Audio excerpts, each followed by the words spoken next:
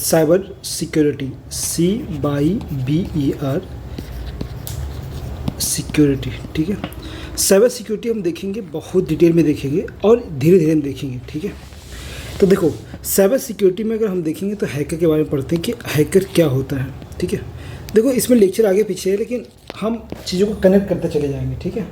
तो देखेंगे, तो साइबर सिक्योरिटी आप देखोगे तो एक होता है ब्लैक हैकर। आपको पता ही हैकर कितने प्रकार के होते हैं, तो टोटल आपको इसमें हैकर टोटल दे रखा है 6 प्रकार के, आपको पढ़ना पड़ेगा, ठीक है।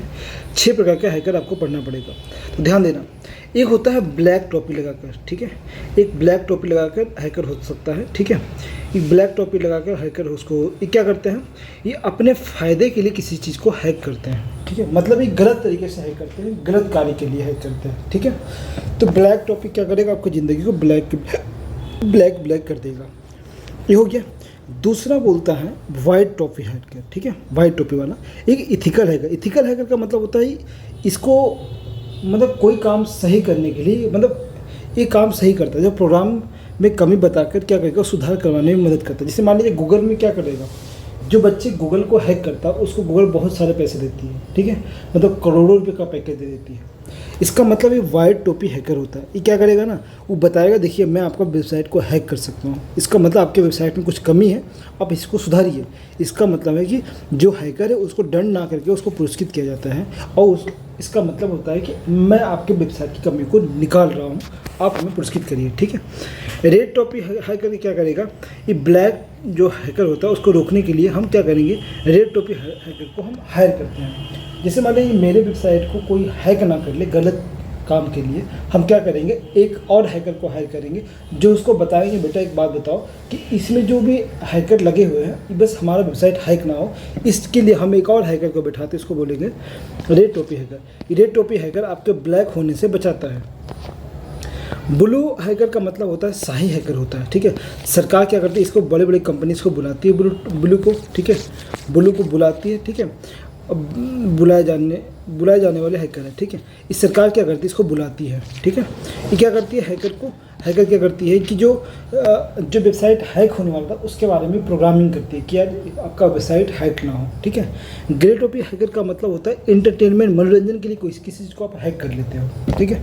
इसको ग्रे टोपी हैकर कहते हैं। जैसे मान लीजिए मैं किसी का मोबाइल हैक कर लूँ, मतलब मज़े में हैक कर लूँ, तो इसको बोलते हैं ग्रे टोपी हैकर, ठीक है।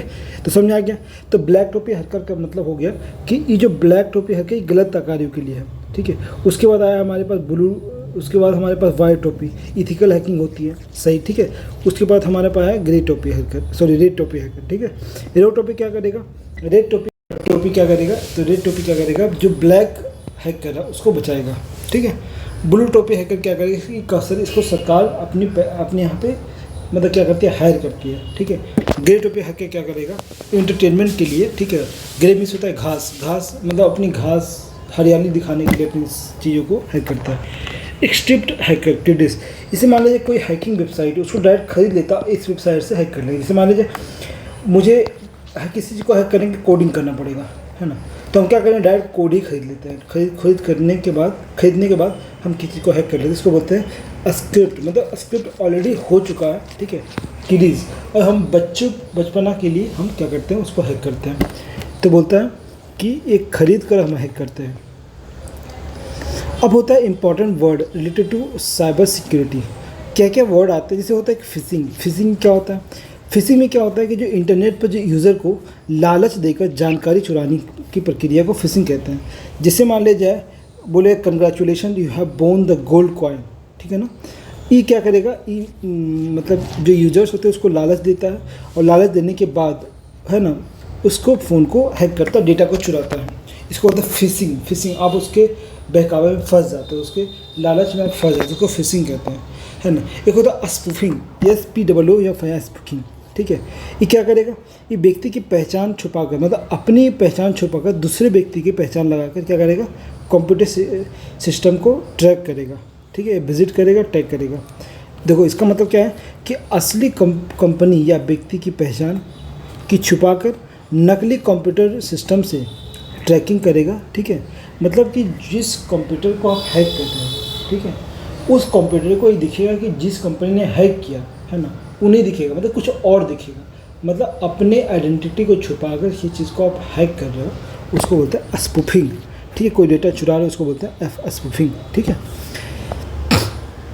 जैसे कि पॉलिटिशियंस नकली आईडी बनाकर किसी, अब जो पॉलिटिशियन की नकली आईडी बनाकर आप किसी को मैसेज कर दे रहे हो, ठीक है, तो अपने आईडी क्या करें, छुपा लिए और किसी फेमस व्यक्ति की आईडी लगाकर आप किसी को काम कर रहे हो, उसके बेस पर स्पूफिंग कहते हैं।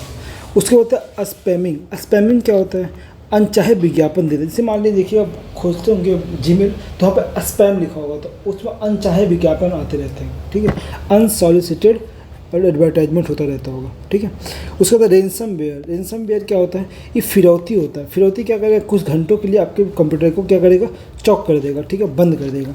बंद करने के बाद आपको बोलेगा भैया एक काम करो, आप मुझे 1 लाख रुपये दे दो और इस कंप्यूटर को छुड़वा लो, मतलब इस कंप्यूटर को अनलॉक कर दूंगा। ठीक है, तो फिरौती के लिए कंप्यूटर सिस्टम को, प्रोग्राम को क्या करता है, ब्लॉक कर देता है। ठीक है, सिस्टम को ओपन नहीं करने देता है और पैसे की मांग करता है, डिमांड करता है। ठीक है, अब होता है एटम बम। एटम बम का मतलब क्या होता है, किसी वेबसाइट या वेब पेज पर निर्धारित समय पर ब्लॉक करने वाला प्रोग्राम एटम बम कहलाता है। जैसे मान लीजिए कि जैसे कि यहाँ पे क्या है, इसमें एटम बम और रेंसमवेयर में क्या अंतर है। रेंसमवेयर में जैसे कि यहाँ पर डायरेक्ट आप क्या करें, यहाँ पर क्लिक करते हैं, वहाँ पर वो ब्लॉक हो जाता है। एटम बम क्या करता है कि मैं इसको कमांड तो दे दिया, लेकिन इसको बोलूँगा भैया आप 10 बजे काम करना, तो क्या करेगा, उसके सॉफ्टवेयर में तो मैं 6 बजे इंस्टॉल कर दिया हूँ। ठीक है, लेकिन इसको मैं टाइम लगा दिया हूँ एटम बम की तरह, और जैसे 10 बजे क्या करेगा, उसको कंप्यूटर को चोक कर देगा। ठीक है, काम सेम ही है तो ये काम करेगा। एक होता है फायरवॉल। फायरवॉल का मतलब होता है सिस्टम में पहले से मौजूद एंटीवायरस होता है। ठीक है, और डेटा को फिल्टर करता है। ठीक है, और फिल्टर द डेटा। ठीक है ना, फायरवॉल क्या करता है, डेटा को फिल्टर करता है। ठीक है, मतलब ये डेटा को चुराता नहीं, डेटा को और फिल्टर करता है। ठीक है ना, तो फायरवॉल इसको डेटा को फिल्टर करता है। ठीक है, आपको आ सकता है कि what is firewall in computer meaning, computer जगत में बताओ फायरवॉल क्या है, तो क्या करेगा, डेटा को फिल्टर करता है। ठीक है, कंप्यूटर डेटा को क्या करेगा, फिल्टर करेगा। ठीक है, अब आता है एंटीवायरस। तो एंटीवायरस क्या करेगा, जो वायरस जो इस पर अटैक हो रहा है, वायरस अटैक हो रहा है, उससे लड़ने का काम क्या आएगा, एंटीवायरस। जैसे कि हम लोगों को एंटीबॉडी होती है। ठीक है, एंटीबॉडी होती है ना, प्लेटलेट्स होता है, एंटीबॉडी WBC होती है। ठीक है, WBC होती है, प्लेटलेट्स होती है। ठीक है, प्लेटलेट्स होती है, उसी प्रकार हम एंटीवायरस डलवाते हैं कंप्यूटर में। तो एंटीवायरस आपको ध्यान रखना, फ्री सिक्योर। ठीक है, ये है pick tools, security essential, not an asset. ठीक है, इसके बाद बुलगार्ड, वाइपर। ठीक है, ये आपको याद रखना। CA K7 हमने डलवाया था, नॉर्टन भी डलवाया था मैंने। ठीक है, का इधर कौन सी अवस्थ। ठीक है, उसके वेब बूट्स। ठीक है, ACA free, AVG, quick hills, defenders, ये सब क्या एंटीवायरस है। ये क्या करेगा, आपके कंप्यूटर को हैक होने से या वायरस आने से रोकेगा। अब आते हैं की लॉगर। की लॉगर क्या होता है, तो बोलता है की लॉगर क्या करेगा, यूज़र के सिस्टम में दबाए प्रेस जाने, मतलब बटन दबाए गए बटन की जासूसी करने के लिए, ठीक है, की लॉकर का प्रयोग करते हैं। जैसे मान लीजिए अगर आप ATM में जाते हैं, ठीक है, ATM में जाते हैं तो आपको जो बटन दिखता है पासवर्ड वाला, ठीक है, वो क्या करेगा, उस चीज़ को हैक करेगा। ठीक है, ये क्या करेगा, जो बटन आप दबा रहे हैं तो उसको ही देखेगा कि आप कौन कौन से बटन दबा रहे हैं। की लॉकर क्या करता है, उसी की को आप जो बटन आप दबाओगे उसी चीज़ को लॉक कर लेगा और अपने जो ऑनर्स के पास भेज देगा।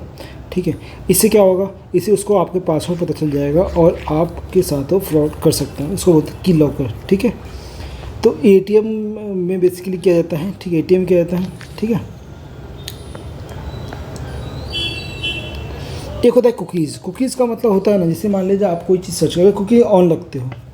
देखो ऑन में क्या इशू है, जब आप कुकीज़ ऑन रखते हो तो आप जितने भी वेबसाइट विजिट करते हो, कुकीज़ क्या करते हो, उस सारे वेबसाइट्स को क्या करेगा, जैसे मान लीजिए आपने कुकीज़ ऑन रखा और आपने विजिट किया अमेज़न को, आपको क्या क्या प्रोडक्ट चाहिए, ठीक है, आप विजिट कर रहे हो मिंत्रा को, आप विजिट कर रहे हो शॉपिफाई को, मतलब कैसीफाई को। ठीक है, तो ये क्या है, कुकीज़ में स्टोर हो जाता है। कुकीज़ स्टोर हो जाएगा तो ये कुकीज़ जब ऑन रहेगा तो जो सोशल मीडिया है, सोशल साइट्स हैं, जो है वो आपके कुकीज़ को विज़िट करने के बाद देखिएगा कि आपको किस चीज़ की नीड है, आप किस चीज़ को सबसे ज़्यादा विज़िट किए, कुकीज़ को इन्फॉर्मेशन देता है और वो सेम एड्स आपको फिर दिखाता है।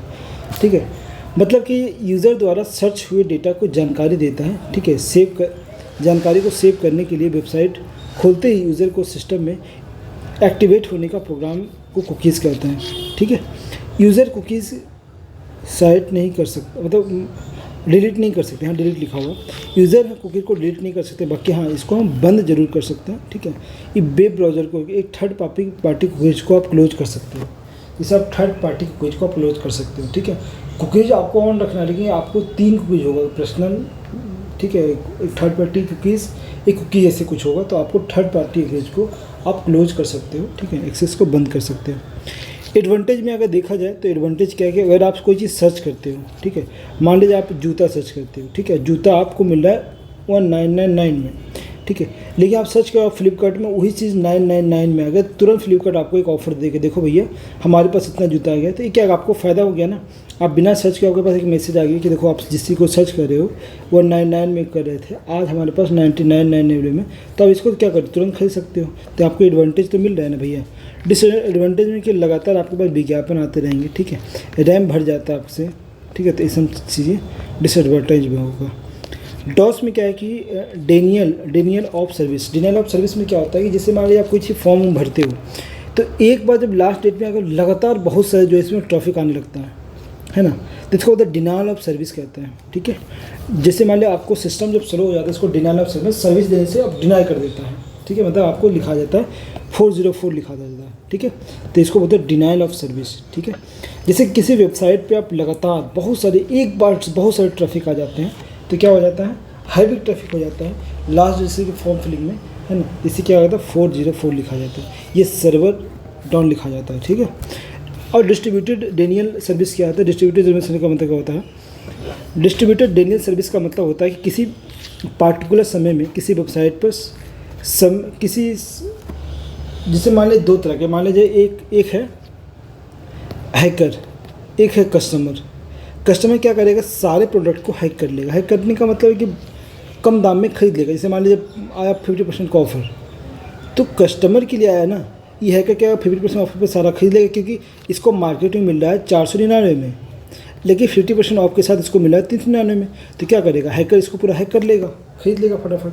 तो यहाँ पे क्या करेगा, आप सर्विस को स्लो कर देता है, इसको बोलते हैं DDoS, है ना, डिस्ट्रीब्यूटेड डिनाइल सर्विस। ठीक है, तो उस चीज़ को जब पूरा का पूरा सर्विस को जब इसको ब्लॉक करेगा, ठीक है, तो ऑटोमेटिक आपका भी सर्वर क्या हो जाएगा, स्लो हो जाएगा। इसको बोलते हैं डिस्ट्रीब्यूटेड डिनाइल ऑफ सर्विसेज। ठीक है, जिसे हम टिकट में करते हैं, है ना, IRCTC का टिकट आप देखते होंगे कि जब तत्काल जब खुलता है तो जितने भी हैकर्स होते हैं क्या करते हैं, हैक कर लेते हैं। तो हैक करने के बाद क्या होता है, हमारा साइट स्लो हो जाता है। ठीक है, स्लो हो जाता है, तो सरकार क्या करेगी, अब सारे साइट्स को ही स्लो कर देगी। ठीक है, ताकि ज़्यादा चीज़ें हैक नहीं कर पाओ, इसका भी एक बार में काम हो जाए। ठीक है, इसको बोलते हैं डिनाइल सर्विस। जैसे सेल्स के समय नकली फेक ट्रैफिक आ जाते हैं, है ना, और इसको ब्लॉक करने का ये मेंटेनेंस करता है, इसको बोलते हैं DDoS। ठीक है, डिस्ट्रीब्यूटेड डिनाइल ऑफ सर्विस। ठीक है, चलो अब हैकर्स जैसे हमने पढ़ा था ऊपर में। ठीक है, तो किसी एप्लीकेशन, वेबसाइट या वेब पेज को कोडिंग या लूप होल्स रह जाता है ना। हाँ, ठीक है, तो ये क्या करेगा, जो कोडिंग में गड़बड़ी रह जाता है उसको पता कर लेता है और उसके बेस पर आपके कंप्यूटर में सेंड मार देता है। ठीक है, लूप होल्स क्या होता है, लूप होल्स का मतलब होता है किसी प्रोग्रामिंग को, यहाँ पर देखो, हाँ, जब प्रोग्राम करते समय कोडिंग में कुछ कमी होना, लूप होल्स में होता है कि कुछ कमी होना। लूप होल्स नहीं मतलब तुम्हारे अंदर कुछ लूप होल्स है, तो जब प्रोग्रामिंग करें उसमें कुछ कमी होता है, और कमी को ही क्या करता है हैकर्स आइडेंटिफाई करता है और आपके डेटा को चुरा लेता है, जिससे होकर उस प्रोग्रामिंग को हैक कर लेते हैं। ठीक है, उस कमी के थ्रू घुसता है और हैक कर लेता है। अब आपको पता ही है, ब्लू हैट हैकर आपको बताया था, grey hat hacker, skip hacker बताया था, और में आप देख लेना। एक होता है मालवेयर का मतलब से हम लोग देखे थे फ्रीवेयर में क्या फ्री होता है। मालवेयर का मतलब होता है वह प्रोग्राम को सिस्टम या फाइल को ख़राब करने के लिए बनाते हैं। ठीक है, जैसे मालवेयर का मतलब आप सिस्टम को एकदम बिल्कुल ख़राब करते हैं। जैसे मालवेयर जब आ जाता है इसमें, जैसे कि आप कोई चीज़ भरवाए हो मेमोरी में, अब अपने सिस्टम में देखोगे तो खाली दिखेगा, कुछ भी नहीं दिखेगा। तो मालवेयर क्या करता है, बिल्कुल बर्बाद ही कर देता है, मतलब कुछ ही सब कुछ ख़त्म करता है मालवेयर, ठीक है। ठीक है, मलबा को पूरा ख़त्म कर देता है, ठीक है। It's malware software. क्या करता है, पूरा सिस्टम को ख़राब करता है, बंद ही कर देता है, मतलब हमेशा के लिए। ये होता है गंदा प्रोग्राम, इसको कहते हैं। माल में से होता है गंदा, है ना, मल, और प्रोग्राम में से होता है प्रोग्राम, ठीक है। तो क्लियर हो गया। मालवेयर कितने टाइप के होते हैं? मालवेयर होते हैं 3 प्रकार के, होते हैं वायरस, वर्म और ट्रोजन। अब देखो मालवेयर कितने प्रकार के, 3 प्रकार के होते हैं। तो वायरस सबसे पहले होता है। तो वायरस का मतलब होता है vital information resource under seize. Vital information, VITAL, vital information देता है ना, रिसोर्स अंडर सीज, ठीक है। तो इसका याद फुल फॉर्म याद रखिए, क्योंकि पूछ सकता है एग्जाम में, ठीक है, इंपॉर्टेंट है। तो आपको vital information resource under team याद रखना है। वर्म का, हाँ, तो ये क्या है, यह एक फाइल से दूसरी फाइल में ट्रांसफ़र होता है। जैसे मान लिया आप किसी, हमने इस फाइल को, जो PDF है जो जिसे पढ़ा रहे हैं, इसको किसी के थ्रू हम भेजते हैं कंप्यूटर में, तो इसके साथ क्या, वो वायरस भी चला जाएगा, ठीक है। ये 10 टाइप का होता है। वायरस कितने प्रकार का होता है? 10 टाइप का, ठीक है, याद रखना 10 टाइप का। आगे हम पढ़ेंगे 10 टाइप कौन कौन से वायरस होते हैं, ठीक है। तो सबसे पहले वायरस ट्रांसफरेबल होते हैं, ठीक है। Vital information resource under team, इसका फुल फॉर्म होते हैं, ठीक है। वर्म का मतलब सेल्फ रिप्लेसमेंट होता है, अपनी प्रतिलिपि खुद बनाते हैं, मतलब खुद ऑटोमेटिक आपको कन्वर्ट होता चला जाता है। इंटरनेट पर गलत वेबसाइट खोलने से यह डाउनलोड ऑटोमेटिक हो जाता है, ठीक है ना। जैसे आप जैसे कोई चीज़ खोलते हो वेबसाइट को, तो ऑटोमेटिक देखोगे वर्म झलकने शुरू होता है, और कोई भी चीज़ आप दबाओगे तो ऑटोमेटिक वर्म डाउनलोड होना शुरू हो जाएगा, ठीक है। इसको वर्म कहते हैं, ठीक है। कोई भी आप वेबसाइट को आप दबाओगे, कुछ भी क्लिक करोगे तो ऑटोमेटिक वर्म वेबसाइट डाउनलोड हो जाएगा, ठीक है ना। फेक ट्रोजन क्या होता है? फेक सॉफ्टवेयर होता है। इसको, हाँ, इसमें क्या देख लेते हैं। इंटरनेट पर गलत वेबसाइट खोलने से यह डाउनलोड हो जाता है। हार्ड डिस्क ख़राब कर देता है, ठीक है। ये स्लो करता है या हैंग कर देता है, ठीक है। कि अगर हार्ड डिस्क स्लो कर देगा, हैंग कर देगा, ख़राब कर देगा। फेक मालवेयर क्या होता है? नकली सॉफ्टवेयर क्या होता है? यह स्क्रीन को ऑटोमेटिक पॉपअप होता है, तो पप पप पप पप करेगा जैसे, ठीक है ना, मतलब फूफा करते रहेगा, ठीक है। पॉपअप उत्पन्न हो जाते हैं और ये डाउनलोड करने का सलाह देते हैं कि डाउनलोड मतलब बार बार उंगली से करते रहेगा, डाउनलोड, है ना। ये प्राइवेसी पर अटैक करता है, निजी जानकारी को ही अटैक करता है, ठीक है। तो ट्रोजन क्या करता है? निजी जानकारी को अटैक करेगा। वर्म क्या करेगा कि आप कोई गलत वेबसाइट खोलोगे तो वहाँ पे आप ऑटोमेटिक डाउनलोड होना शुरू हो जाएगा। वायरस क्या करेगा? मेमोरीज के थ्रू आप ट्रांसफरेबल हो सकता है। अब हम वायरस की थोड़ा सा फुल फॉर्म डिटेल में देख लेते हैं कि virus information resource, vital information resource under seize में आप देखेंगे कि फ्रेड कोहन द्वारा बनाया गया है, ठीक है, नाम दिया गया है। विश्व का पहला वायरस है, इसको बोलते हैं क्रीपर। आप ध्यान रखना, विश्व का पहला वायरस क्रीपर है, ये ध्यान रखिएगा। विश्व का पहला वायरस क्रीपर, ठीक है। और विश्व का पहला एंटीवायरस क्या हो सकता है? इसको बोलते हैं रीपर, ठीक है, creeper, reaper. World first virus network ARPANET में अटैक करता है, ठीक है। अर्पण जो है, अर्पण आप जो हम इंटरनेट कनेक्शन जब पढ़ेंगे तो हम अर्पण पढ़ेंगे, ठीक है। ये क्या होता है? तो आप देखोगे सबसे पहला वायरस क्रीपर है, पहला एंटीवायरस रीपर है, ठीक है। पहला कंप्यूटर सिस्टम पर फैलने वाला वायरस कौन सा है? अल्क क्लोनर, ठीक है, ALK क्लोनर, ठीक है। ALK क्लोनर कंप्यूटर सिस्टम में फैलने वाला वायरस है। अब वायरस का टाइप हम देखते हैं। सबसे पहले माइक्रो वायरस देखते हैं, माइक्रो वायरस, ठीक है। यह वायरस क्या करेगा? ये एप्लीकेशन सॉफ्टवेयर में होते हैं, ठीक है। ये वायरस एप्लीकेशन सॉफ्टवेयर में होते हैं। एप्लीकेशन जो आप प्ले स्टोर से डाउनलोड करते हैं, एप्लीकेशन सॉफ्टवेयर में होते हैं। ईमेल और फाइल को शेयर करने पर भी यह सिस्टम से दूसरे सिस्टम में फैलने वाले वायरस होते हैं। मतलब आप क्या करो, जब ईमेल या आपको फाइल को शेयर करोगे पेन ड्राइव के थ्रू, तो उस क्या चाहिए, उस कंप्यूटर में चला जाएगा और उस कंप्यूटर को भी ख़राब कर देगा, ठीक है। तो माइक्रो वायरस में बहुत बड़ा है ना, वायरस होता है। बूट सेक्टर वायरस क्या होता है? बूट सेक्टर वायरस है, यह एक वायरस होता है जो कंप्यूटर के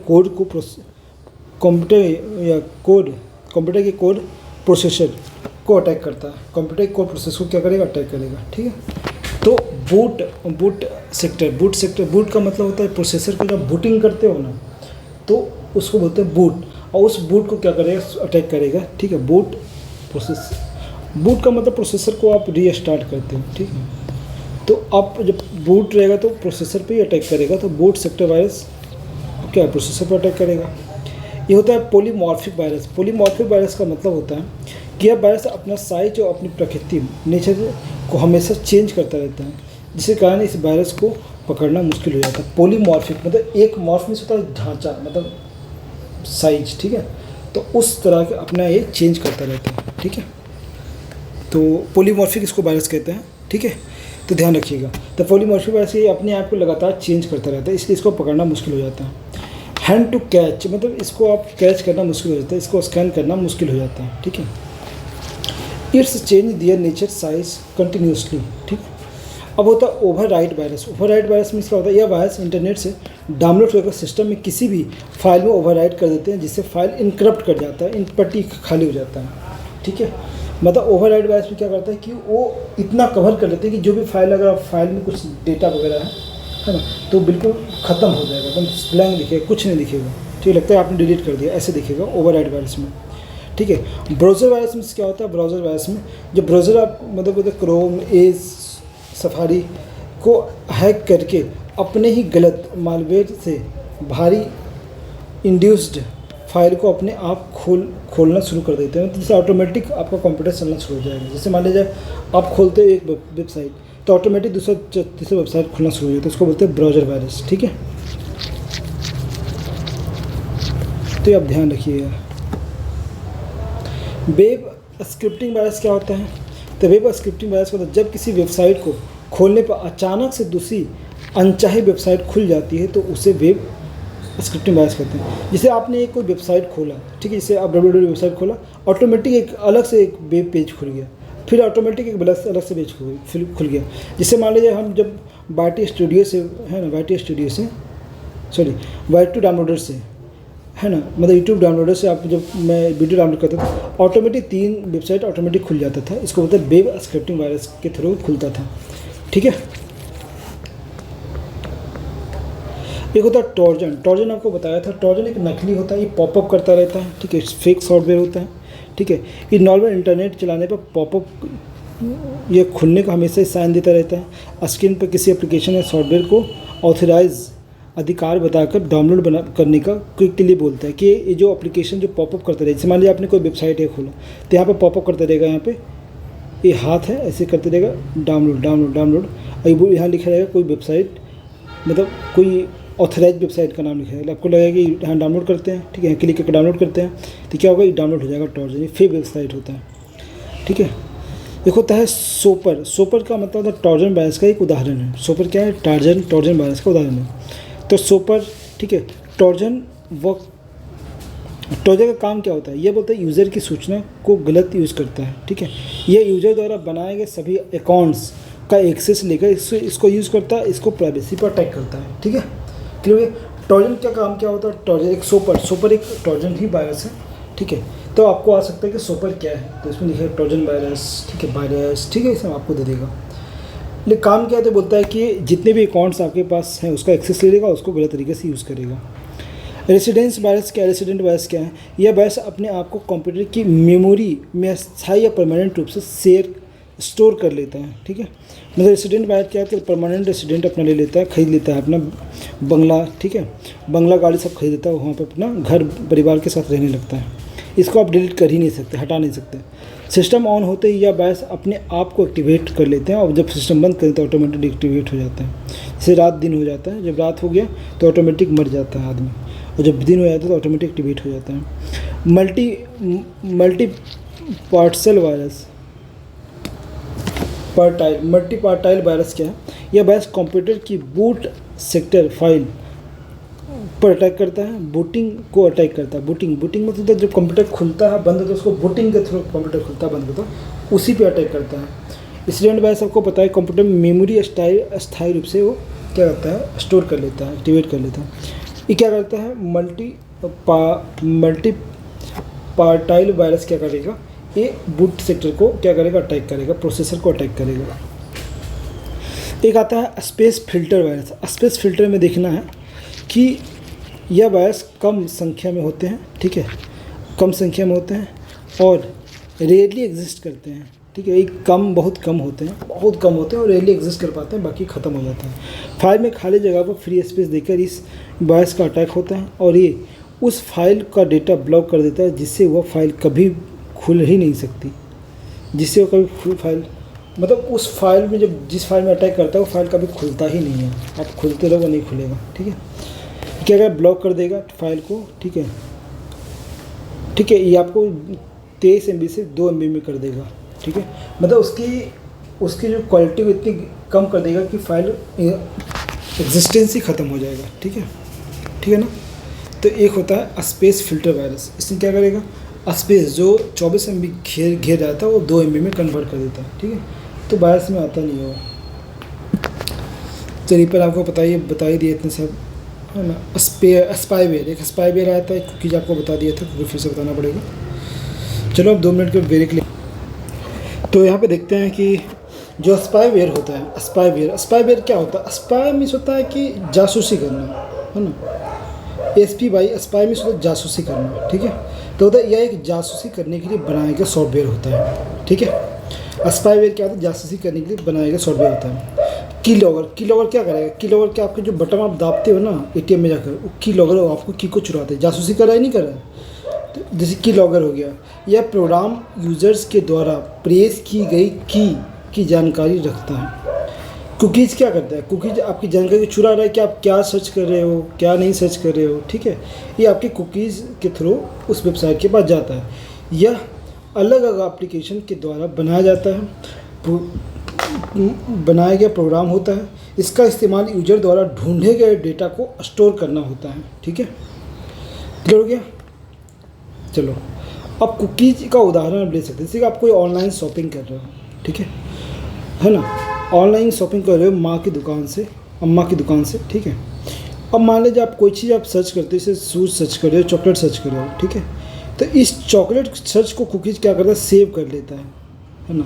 ये जो वेबसाइट का जो कुकीज़ जो सेव कर ले, और उसी वेबसाइट के थ्रू अमेजन, फ्लिपकार्ट क्या करेगा, ठीक है, उसको ढूंढ कर, ठीक है, आपको सेम कुकीज़ वगैरह दिखाएगा। ठीक है, इसको ढूंढना को उसको सर्फिंग बोलते हैं, SURFING। ठीक है, सर्फिंग बोलते हैं। ठीक है, ढूंढना को कोई चीज़ आप सर्च कर रहे हो तो इसको बोलते हैं सर्फिंग। चलो नेक्स्ट देखते हैं। यदि आप कुकीज़ बंद करना चाहते हो तो अपने वेब ब्राउज़र पे जाओ, सेटिंग में जाकर, ठीक है, थर्ड पार्टी कुकीज़ को आप क्लोज कर दो। ठीक है, हैकर जो हमारी जानकारी को हैक कर लेता है ना, हैकर क्या होता है, जो हमारी जानकारी को हैक कर लेता है अपने फ़ायदे के लिए, फाइल को ख़राब करने की जानकारी निकालना, हाँ, ख़राब करके जानकारी निकालना। ठीक है, यदि आप कुकीज़ को बंद करना चाहते हैं तो आप सेम काम कर सकते हैं जो पहले बताया। सिस्टम में मौजूद एंटीवायरस अब क्या करेगा, फायरवॉल क्या करेगा, एंटीवायरस को क्या करता है, चेक करता है। ठीक है, आपके डेटा को फ़िल्टर करता है। इसका काम है सिस्टम के डेटा को फ़िल्टर करने का होता है। जब कोई फाइल डाउनलोड होती है तो फायरवॉल उस डेटा को फ़िल्टर करता है ना, कि ताकि कोई एंटीवायरस तो नहीं आ गया। तो फायरवॉल का ये काम है। अब होता है ईमेल, एक मिनट। अब ईमेल, अब जैसे ईमेल आप देखेंगे तो ईमेल यूज़ का काम करता है। अच्छा, ईमेल कहाँ से आ गया यार, ये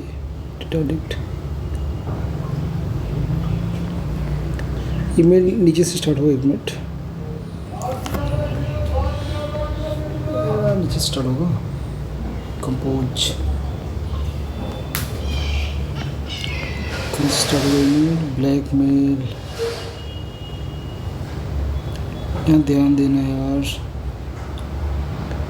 इमेज फिल्टर इमेज नहीं आ रहा है, internet related to bird noise में। चलो देखते हैं, यही समझ लो ईमेल क्या होता है।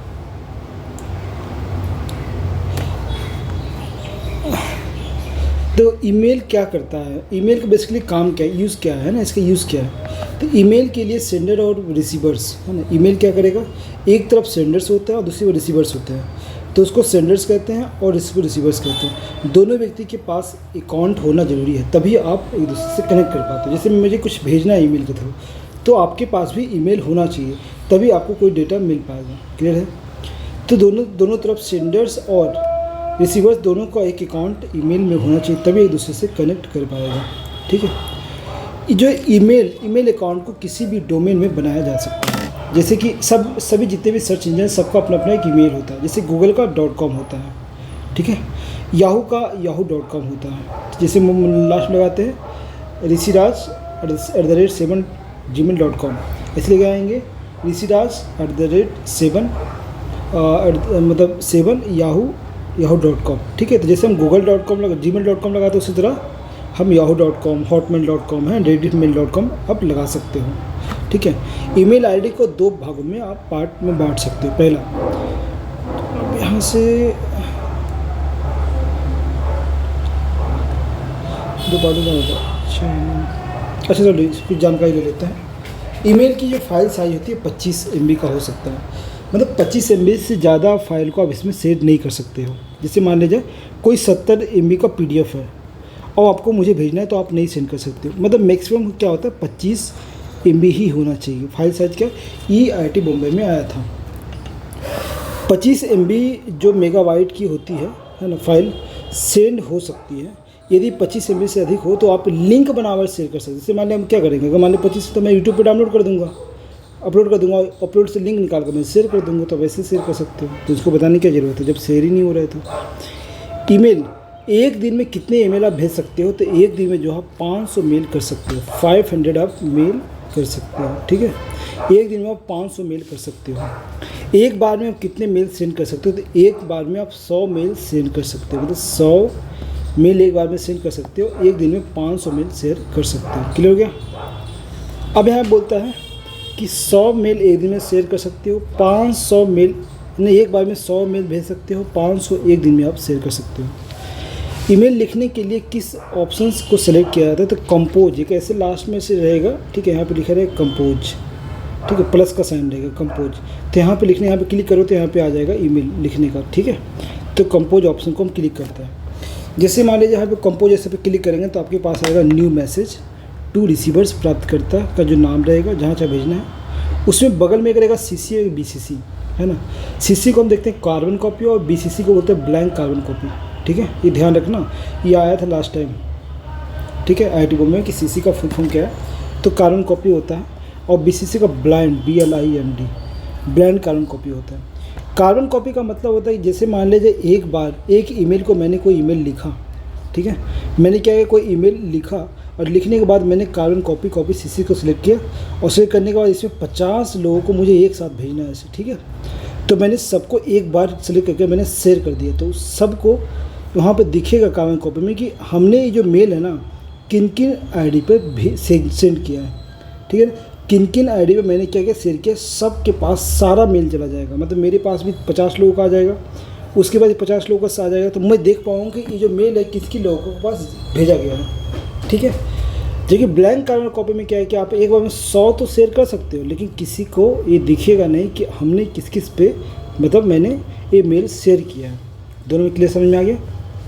तो ये चीज़ें हैं।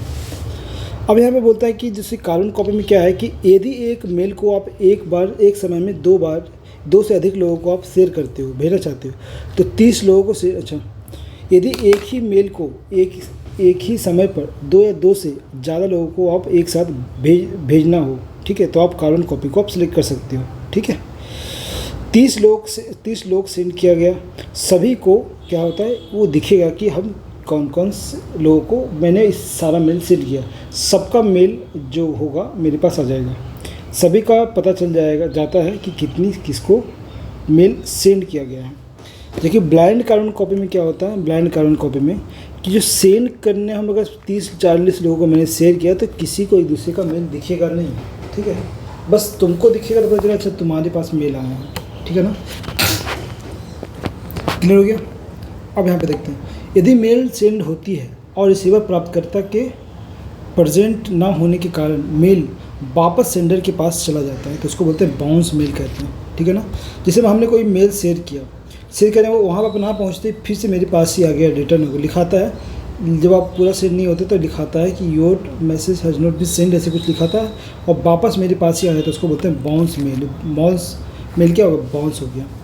विज्ञापन एडवर्टाइजमेंट के लिए एक मेल आता है उसको बोलते हैं जंक मेल कहते हैं। ठीक है, आप जंक फाइल में जाओगे तो हाँ जंक मेल रहेगा, है ना।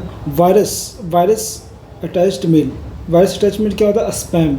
इस मेल में क्या होता है, स्पैम में होता है, मतलब स्पैम फाइल में चला जाता है, उसमें वायरस अटैच होता है। स्पैम मेल को खोलने के लिए डिलीट करने खोले बिना डिलीट करने पर वायरस से बचा जा सकता है। मतलब आप स्पैम मेल को आप नहीं खोले। इसे मैं थोड़ा सा एक मैं देखता हूँ, तुमको दिखाता हूँ कि स्पैम मेल कहाँ होता है। इसको मैं कट किया, ये है जैसे ये हमारा जीमेल है।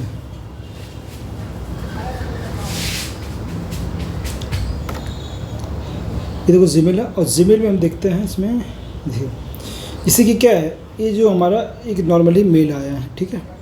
लेकिन यहाँ पे देखेंगे आप जैसे कि प्राइमरी मेल सारा कुछ आएगा, इनबॉक्स में सारा मेल आ जाएगा, ठीक है।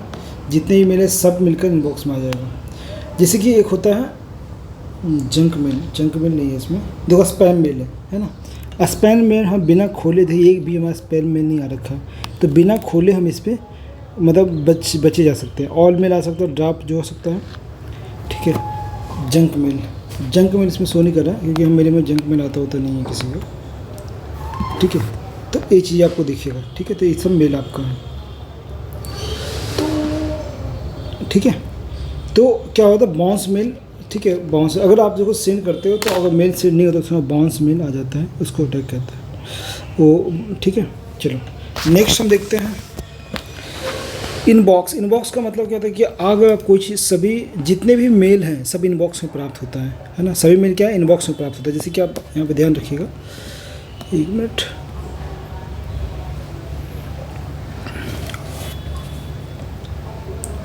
मेरा वृंदावन,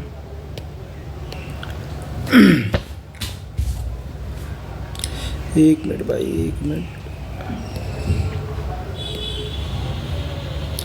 मिनट यार, देखो यहाँ पे देखो, हाँ इनबॉक्स में जो है ना सारा आपको मेल इसमें प्राप्त हो जाता है। जितने भी मेल सब इनबॉक्स में प्राप्त होता है, ठीक है। एक होता है सेंड वन, जब आप सेंड करते हो तो जो भी आप जिसको उसको सेंड करते हो मेल, आप इसमें यहाँ पे देखना शुरू हो जाता है। मतलब आपके मेल सेंड हुआ है या नहीं हुआ यहाँ पे आपको दिखेगा। अगर नहीं सेंड हुआ तो यहाँ लिखेगा ड्राफ्ट, ठीक है। एक होता है आउटबॉक्स मेल। आउटबॉक्स में देखते हैं आउटबॉक्स में क्या है। देखो आउटबॉक्स में मेल में क्या होता है कि जब आप मेल सेंड करते हैं तो जब सक्सेसफुल नहीं होता है ना। जैसे मैंने अगर आप किसी को फाइल भेजे, जैसे मैंने किसी को कोई फाइल भेजता हूँ, ठीक है। जैसे मैंने आर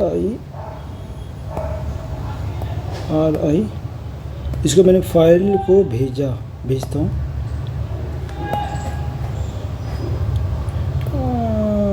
जिससे मैंने इसको भेजा हूँ, ठीक है, भेजा हूँ और ये चला गया। अब ध्यान देना, ये जो जब मेल अब नहीं गया ना, यहाँ जो मैंने मेल से नहीं गया तो कहाँ हो गया, आउटबॉक्स में चला गया, ठीक है। ड्राफ्ट में क्या है कि अगर आप कुछ लिख कर छोड़ देते, जैसे मान लीजिए यहाँ पे मैंने किया और यहाँ पे मैंने एक ऐसे लिख कर, sorry R I S H I, जैसे मैंने इसे लिखा और यहाँ पे मैं बस लिख कर ऐसे रख दिया, ठीक है। तो क्या होगा, ड्राफ्ट में चला गया, ठीक है। तो सेव इन ड्राफ्ट, ठीक है। तो ड्राफ्ट में जब आप कोई चीज़ नहीं लिख पाते हो, मतलब सेंड कर पाते हो, तो उसको ड्राफ्ट में चला जाता है। स्पैम मेल आपको पता है कि वायरस अटैक करता है स्पैम मेल, ठीक है। अब क्या है कि ईमेल का जो स्टोरेज कैपेसिटी कितना होता है, तो ईमेल का 15 MB होता है। जो दो तरह के ईमेल होता है, जैसे कि हमारे देखो 10 MB का, एक 5 MB का। जब क्लाउड इंटरनेट की अगर बात करें तो 5-10 MB का होता है फाइल स्टोरेज। आप कोई भी फाइल स्टोर कर सकते हो 10 MB तक, ठीक है। लेकिन फ़ोन में अगर मेमोरी में देखा जाए तो 5 MB तक फ़ोन मेमोरी में रहता है।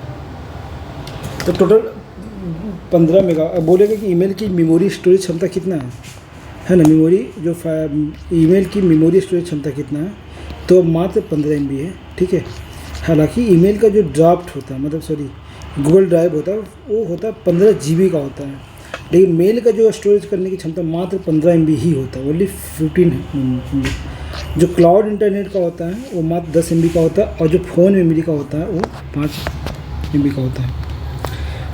प्रोटोकॉल रिलेटेड टू ईमेल, मतलब क्या क्या प्रोटोकॉल है ईमेल से रिलेटेड, मतलब जिसने ईमेल बनाया है तो वहाँ से क्या क्या प्रोटोकॉल है, क्या क्या सावधानियाँ बनाया गया है इसके लिए। देखो तो SMPT simple mail transfer protocol, ये क्या करेगा, तो सिंपल मेल ट्रांसफ़र के ईमेल सेंड, ईमेल भेजना, ठीक है। और एक होता है POP post office protocol, post email को प्राप्त करना, ठीक है। मतलब पोस्ट ऑफिस प्रोटोकॉल क्या है, इसका काम क्या है, ईमेल को प्राप्त संबंधी गड़बड़ियों को देखता है। एसएमपीटी सिंपल में ट्रांसफर प्रोटोकॉल क्या करेगा, ईमेल को भेजने संबंधी गड़बड़ियों को देखेगा। आइए इंटरनेट मैसेजिंग एक्सेस प्रोटोकॉल क्या करेगा, इंटरनेट पर किसी प्रकार का मैसेज को सेंड करने के लिए होता है, ठीक है। IMAP क्या करेगा, इंटरनेट पर किसी भी प्रकार का मैसेज को सेंड करने के लिए होता है, ठीक है। अब ईमेल रिफ्लेक्टर क्या होता है, तो मेलिंग लिस्ट की वे सभी लोग जिन्हें मेल भेजा गया, ठीक है, मेलिंग लिस्ट में वे सभी लोग जिन्हें मेल भेजा गया उसको बोलते हैं मेलिंग लिस्ट। मतलब जैसे कि आप किसी को आप एक साथ सर के भेजते हो ना, तो एक लिस्ट टाइप का बना, उसको मेलिंग लिस्ट कहते हैं, जैसे आप कार्बन कॉपी में आप भेजते थे। मेलिंग लिस्ट में मौजूद सभी मेंबर को एक साथ ईमेल भेजने सेंड करने के लिए ईमेल रिफ्लेक्टर का इस्तेमाल किया जाता है। एक साथ बहुत सारे मेल को सेंड करने के लिए हम ईमेल रिफ्लेक्टर का प्रयोग करते हैं। जैसे मान लें एक साथ हम बहुत सारे लोगों को भेज रहे हैं, तो कार्बन कॉपी तो सेलेक्ट करना ही है, लेकिन ईमेल रिफ्लेक्टर का इस्तेमाल किया जाता है। यदि मेल सेंड होती है और रिसीव मतलब प्राप्तकर्ता ना होने के कारण मेल जब वापस आए तो उसको बाउंस मेल कहते हैं। ये तो मैं बता ही दिया था। डोमेन नेम पता ही है, डोमेन का मेल का मतलब होता है जैसे गूगल, GLE google.com, तो ये क्या है, डोमेन नेम है ना, ये क्या है, डोमेन नेम है, ठीक है। तो बोलता है कि वह जिसका इस्तेमाल इंटरनेट से जुड़े कंप्यूटर सिस्टम में पहचानने या डेटा लोकेट करने के लिए किया जाता है उसको डोमेन कहते हैं। जैसे कि यदि डोमेन नेम के अंत में इंड में डॉट के बाद मतलब 3 अक्षर लिखे होते हैं, TDN टॉप डोमेन नेम के बाद 2 अक्षर का होते हैं तो उसको कंट्री देश का होता है। जैसे मान लीजिए 3 अक्षर लिखे होते हैं, जैसे मान लीजिए .com, 3 अक्षर है कि नहीं, .com .com 3 अक्षर है, तो क्या होगा, ये टॉप डोमेन नेम इसको कहलाता है, ठीक है। लेकिन अगर .in लिखा हो, ठीक है, तो ये कंट्री नेम को शो कर, 2 अक्षर रहेगा डॉट के बाद तो कंट्री, जैसे कि .in है ना, .in, ठीक है, जैसे .as Australia, .ca Canada, .us, ठीक है। तो ऐसे रहता है। इसमें 3 मेल है तो इसको टॉप डोमेन नेम कहते हैं, 3 अक्षर का है ना, ठीक है। ये डोमेन अंत में ठीक है, तो मैंने पढ़ी था। देखो एक कॉमर्शियल व्यापार के लिए .com COM क्या होता है, कॉमर्शियल है ना। गवर्नमेंट .gov गवर्नमेंट होता है, ठीक है। .edu एजुकेशन होता है, .mail होता है मेलिंग के लिए, .information होता है इंफॉर्मेशन ऑर्गेनाइजेशन के लिए, ठीक है। यदि डोमेन जैसे मान ले देख लेगा कि .gov तो लिखेगा, gov का मतलब क्या होता है, तो इसको गवर्नमेंट किसी भी गवर्नमेंट लगा सकता है अपना। .education जैसे कि ऋषिराज@7.edu तो मतलब एजुकेशन से रिलेटेड वेबसाइट है। .mail मेलिंग से रिलेटेड वेबसाइट, डेट इंफॉर्मेशन के लिए वेबसाइट है, ठीक है, क्लियर हो गया। .org ऑर्गेनाइजेशन से रिलेटेड वेबसाइट है, और .net मीन्स होता है नेटवर्क रिसोर्स के लिए वेबसाइट है। और जिससे आपको लिखा .in तो इंडिया के लिए, .au ऑस्ट्रेलिया के लिए, .fr फ्रांस के लिए, .uk यूनाइटेड किंगडम के लिए, .in न्यूजीलैंड के लिए, ठीक है। तो 2 अक्षर हो डॉट के लिए, 2 डॉट के बाद तो समझ जाओ किसी देश को नाम को शो करेगा, और अगर 3 अक्षर हो तो आप किसी टॉप डोमेन नेम को शो करेगा। एक होता है DNS डोमेन नेम सिस्टम है ना। डोमेन नेम सिस्टम का मतलब क्या होता है, domain name system IP address में बदलने के लिए डोमेन DNS का यूज़ किया जाता है। जैसे कि आप देखो मोबाइल में DNS होता है, जैसे आपका इंटरनेट कनेक्ट नहीं करे तो आपको यूट्यूब में जाएंगे तो बोलिए DNS को आप कनेक्ट करिए, ठीक है। मतलब क्या करिएगा, जो इंटरनेट कनेक्ट नहीं हो रहा है, ठीक है, उस इंटरनेट से बात करने के लिए हमें एक IP एड्रेस चाहिए। तो आपके जो इंटरनेट कनेक्शन जो है इसका IP एड्रेस है आपके फ़ोन से कनेक्ट करेगा ये IP एड्रेस, ठीक है, जिसको होता है DNS क्या करेगा, इंटरनेट को डोमेन नेम से कनेक्ट करेगा, ठीक है।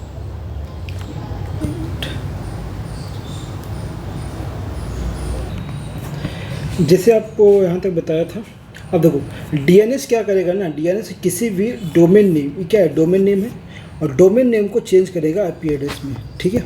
जैसे facebook.com एक डोमेन नेम है, ठीक है, इसको चेंज करेगा कौन, IP एड्रेस में, ठीक है। तो DNS का ही काम है। DHCP का काम है कि IP एड्रेस को चेंज करेगा डोमेन नेम में, ठीक है। ये IP एड्रेस को दे देगा, वो क्या करेगा, DHCP इसको देख लेगा कौन सा जिसका डोमेन नेम है, ठीक है, तो इसका ही काम है। DHCP का जो है डायनेमिक होस्ट कॉन्फ़िगरेशन प्रोटोकॉल इसका नाम है, dynamic host configuration protocol, dynamic host configuration protocol orientation में सेट। ठीक है, चलो अब इसमें बोलता है कि जो सर्च इंजन कौन कौन से, तो आपको हम लोगों ने शुरुआत से ही पढ़ा था, ईयरवाइज, हॉटबॉट, ठीक है, अल्टा विस्टा, याहू, लाइकोस, एक्साइट और विंग। ठीक है, यूआरएल का मतलब क्या होता है, तो यूआरएल जो है वेब, अब देखो इंटरनेट पे कोई वेब पेज होता है ना, उसको वेब पेज कहते हैं। जो आप लोड पेज होता है जिससे आप कोई चीज़ खोलते हो, ठीक है, इससे आपका मॉनिटर है, यहाँ पे कोई चीज़ आप खोल रहे हो, यहाँ पे इसे खोल रहे हो, ठीक है, ऐसे आप बना हुआ होगा, यहाँ पे एक अलग वेबसाइट, यहाँ पे अलग क्लिक करते हो, यहाँ पे अलग क्लिक करते हो, इसे क्या है, वेब पेज है। ठीक है, ये क्या है, वेब पेज है। तो आप जब वेब पेज को खोलते हो तो इसका अलग मतलब, ये जो पेज लोड होता है इसको वेब पेज कहते हैं। ठीक है, अब वेब पेज को मिलाकर जो है वेबसाइट बनता है। ठीक है, और वेब पेज का जो एड्रेस होता है वो, सॉरी, वेब पेज को मिलाकर वेबसाइट बनता है। ठीक है, और वेब पेज की जो एड्रेस को हम यूआरएल कहते हैं। ठीक है, वेब पेज के एड्रेस को हम यूआरएल कहते हैं। यूआरएल का फुल फॉर्म पता है ना, यूनिफॉर्म रिसोर्स लोकेटर। तो लोकेटर का मतलब है कि आप किसी का लोकेशन बताता है। ठीक है, ये चलो, डब्ल्यू वर्ल्ड वाइड वेब, 89 में लाया गया था, WWW है ना, टीम वर्नर के जो लाया गया था, है ना। HTML जो है आज टेस्ट,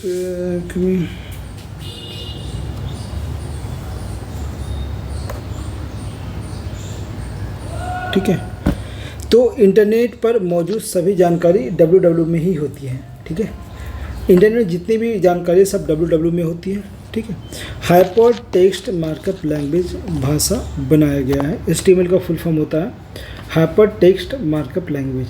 ठीक है, इसे किसने ने बनाया, तो टिम बर्नर-ली ने बनाया हाइपर HTML को। ठीक है, तो HTTP मीन्स क्या होता है, HTTP मीन्स होता है 1990 में टिम बर्नर्स-ली ने द्वारा बनाया गया था hyper text transfer protocol, HTTP dot ऐसे लिखा रहता है ना, तो हाइपर टेक्स्ट ट्रांसफ़र प्रोटोकॉल।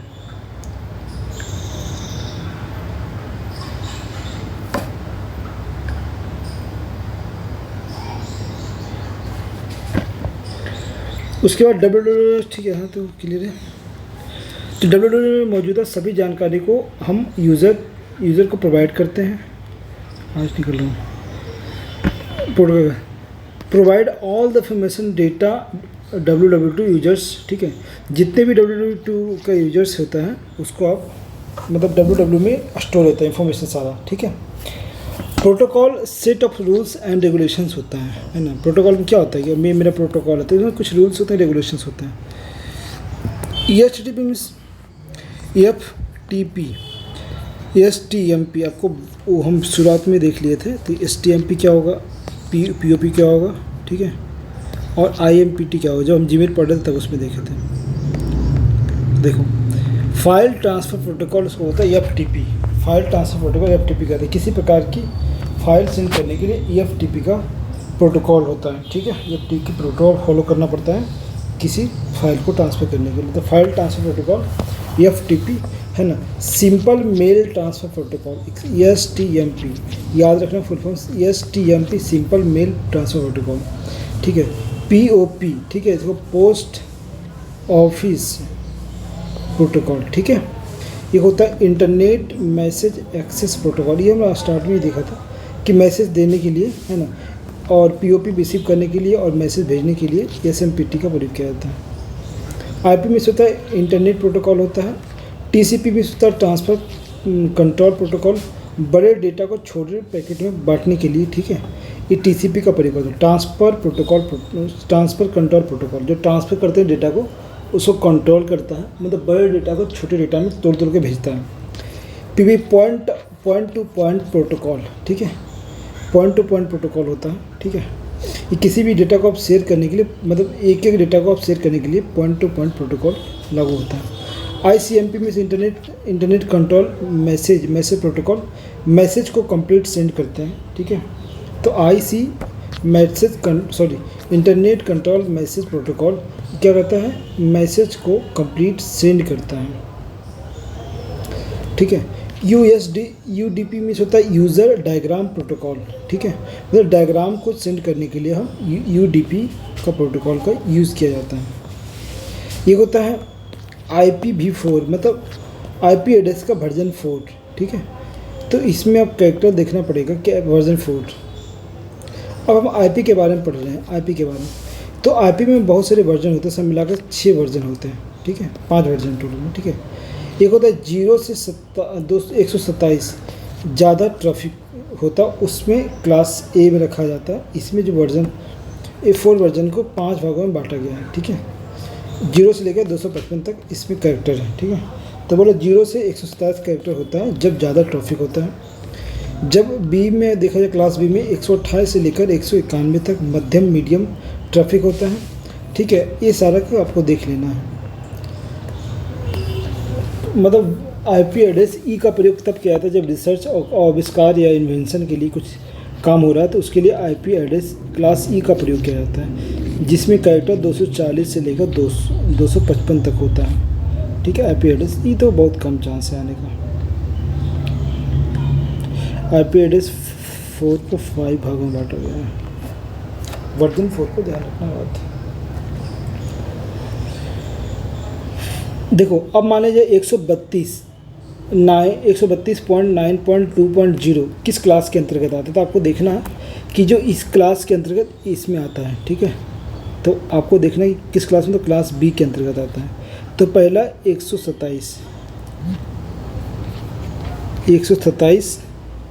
191, 223, 224, 239 और 255, ठीक है। ये आपका सारा कुछ है सेक्शन। आप यहाँ से यहाँ ये जितना रहेगा उस हिसाब से आप इसमें क्लासीफाई कर सकते हो। जैसे 132 तो किस क्लासिफिकेशन में आता है, तो इसमें आता है, ठीक है। तो क्लास B में इसका टिक आप लगा सकते हैं। अब आता है इंटरनेट कनेक्शन, है ना।